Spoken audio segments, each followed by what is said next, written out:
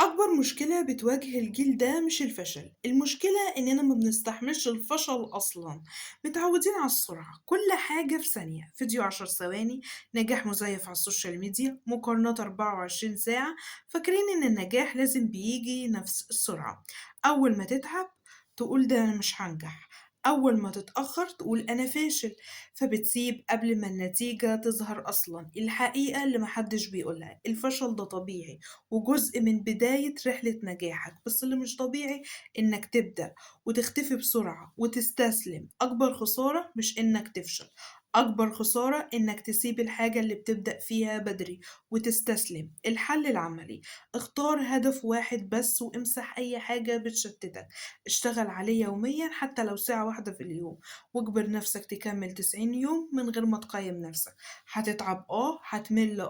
بس بعد فترة هتبدأ تشوف فرق حقيقي، ساعتها بس هتفهم إن النجاح مش حظ، النجاح للناس اللي كمّلت، النجاح للناس اللي عندها إصرار وعزيمة وإرادة إن في يوم من الأيام هتوصل وهتنجح، وعندها ثقة بنفسها.